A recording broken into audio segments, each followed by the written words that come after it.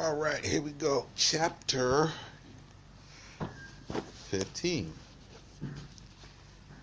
So they just died trying to go into the land without the Most High or his instructions. Right? So, and Yahweh spake with Moshe, saying, Speak with the sons of Israel, and say to them, When you have entered the land, into the land of your habitation, which I will give you, and you make an oblation upon the altar before Yahweh, burnt offerings or consecrated sacrifice for release of a vow, or by free will offering at the time of your feast, you offer what is acceptable to Yahweh of the world, to be received with approval before Yahweh from the herd or from the flock. Let the man who offers his oblation before Yahweh bring a mincha of a tenth of flour mingled with the fourth of a henna of olive oil and wine of grapes for a libation, the fourth of a henna to be made upon the burnt offering or hallowed sacrifice for one lamb, or for a ram let him perform a mincha of 2/10 flour mingled with the third of a hin of olive oil and wine of grapes. Let him offer in a vase for the libation the third of a hen to be received with acceptance before Yahweh. But when he make a bullock, a burnt offering, or a sacrifice for release from a vow, or a hallowed sacrifice from before Yahweh, let him bring the bullock, mincha, 3/10 of flour, mixed with half of a hin of olive oil, and wine of grapes, half a hin, for a libation to be received with acceptance before Yahweh. So let him do with each bullock, each ram, each lamb, whether it be from the lambs or the kids, according to the numbers of the bullocks or lambs or goats, with which the oblation is made, so shall you do, each according to their number. All who are native born in Israel, and not of the sons of the Gentiles, shall so make these libations and offerings and oblation to proceed with acceptance before Yahweh. Well, first I want to point out, so you had this last incident and the people died, and as you can clearly see, the Most High did not budge. He just continued on now, and he's going to start teaching about when you enter the land, this is what you're going to do. Here's your offerings. This is what you're going to bring with it. Moving right along. That's an important point. You see, you either for him and with him, or you for you and you die. That's if you're Israel. Just want you to know that. Now I'm for him. I'm with him. Whatever he say, I'm doing. I'm with him. I believe the law, and I'm gonna keep the law because I believe his word. Nothing else. Nothing else. Now, continuing on, it says, And when the sojourner who sojourneth with you, and whoever is among you now, or in your generations, will bring an oblation to be received with favor before Yahweh, as you do, so shall he. So, anybody who wants to serve Yahweh says exactly how you do it, exactly how we do it, exactly how he says it's to be done, is exactly what they got to do too. It's the same. For the whole congregation there is one statute, and for you and the sojourner who sojourneth, it is an everlasting statute for your generations. As with you, so shall it be with the sojourner before Yahweh. One law and one judgment shall be for you and for the sojourner who sojourneth with you. Period. One law, one statute. We all got to do it the exact same way. There's no difference. The difference comes in, right? Now, of course, you're looking at me like with that crazy eye, right? Right? There is a difference in appointments to when he specifies, okay, to Judah this, to this tribe this, to that tribe that. This land goes to this people. There is a specification for allotments, but the law of the offering is the same. The law of worship is the same. All right? Where he gives a specification, there is a specification. Where he doesn't give a specification, there is one law. See? And Yahweh spake with Moshe, saying, Speak with the sons of Israel, and say to them, When you have entered the land into which I will bring you, and you eat of the bread of the produce of it, not rice, nor millet, nor pulse, except but the bread. You shall set apart a separation before Yahweh. Of the first of your dough, 1 cake of 24 you shall set apart as a separation for the priest, as with the separation from the threshing floor. So shall you set it apart. Of the first of your dough shall you give a separation before Yahweh in your generations.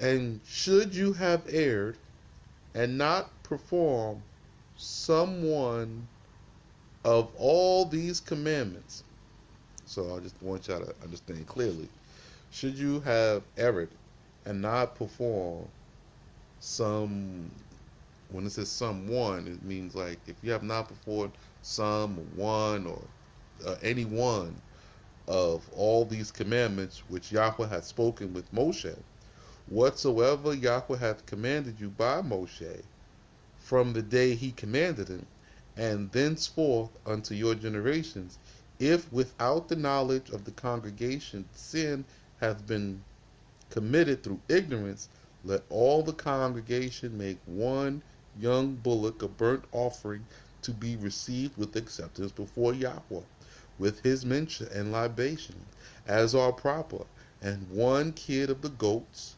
without mixture for a sin offering. And let the priest make atonement for all the congregation of the sons of Israel, and it shall be forgiven them. For it was an error, and they have brought their libation, their oblation, and offering before Yahweh, even an offering for their sin have they presented before Yahweh for their error.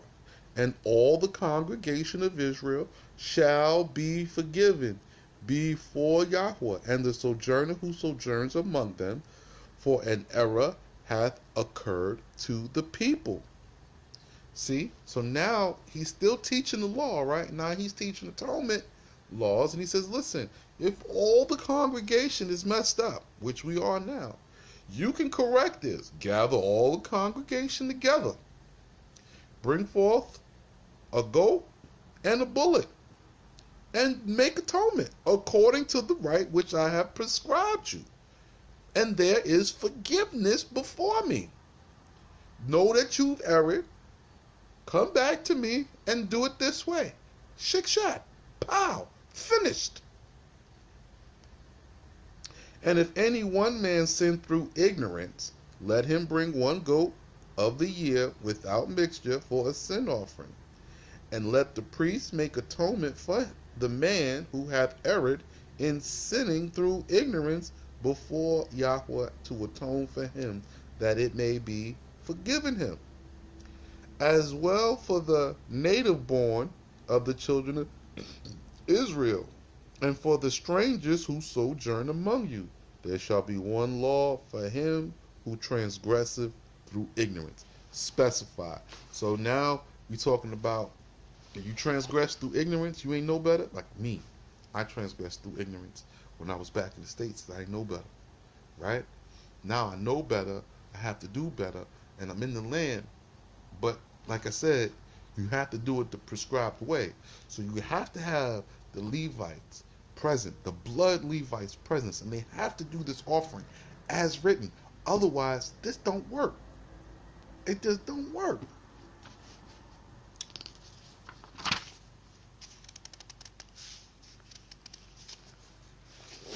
Now, go to Numbers chapter 15, verse 30. It says, But a man who transgresseth with presumption, whether of the native born or stranger, who turneth not away from his sin before Yahweh, he causeth anger, and that man shall perish from among his people. Ooh. So presumption, that's premeditation. That means you thought about it, you know it's wrong, and you did it anyway.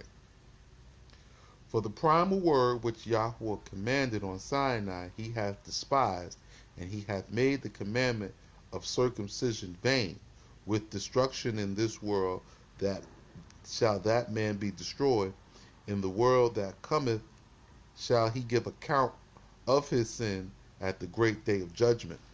So you can't slide on presumption. You know it's wrong, just don't do it. Just forget it. Just walk away. I don't care. Walk, run, skip, hop, jump, leap. Get away. Right? And while the sons of Israel were dwelling in the wilderness, the decree of the Sabbath was known to them, but the punishment for the profanation of the Sabbath was not known. And there arose a man of the house of Joseph, and said with himself, I will go and pull up wood on the Sabbath day. And witnesses saw it and told Moshe. And Moshe sought instruction from the presence of Yahweh, that he might teach me judgment, and make known the discipline of all the house of Israel. And the witnesses of the man who the man then the witnesses of the man who pulled up and collected wood came. So now everybody in Israel, the Sabbath had now been made known. So the day was established, it's solemnized, and they just was given time to adjust to this Sabbath observance. But the punishment of it was not made known as yet, meaning they had not exercised it. They had not done it. They'd read it, they'd heard it, but they had not done it. Right? This is one of 4 judgments which were brought before Moshe the prophet, which he adjudged according to the word of the holy. Of these judgments, some related to money, some to life. In judgments regarding money, Moshe was prompt. But in those affecting life, he was deliberate. And in each he said, I have not heard. To teach the princes the future Sanhedrin to be prompt in decisions on mammon. Here's that word again, right? So mammon is money. Mammon. So mammon is money, and decisions of mammon be prompt. It's quick, shick-shack, quick. Don't waste no time with it. It's money, all right. Pay him back. All right. When you get it, okay, as you get it, pay him on this allotment. But in matters of life and death, be deliberate. That means to deliberate, be slow. Right? And deliberate in those that involve life, nor to be ashamed to inquire for counsel in what may be difficult. For as much as Moshe, the Rabbi of Israel himself, had need to say, I have not heard, therefore put they him in confinement. So here's the invention of the prison system, which the Bedouin used to this day. All right, so there's something against you, we're going to hold you.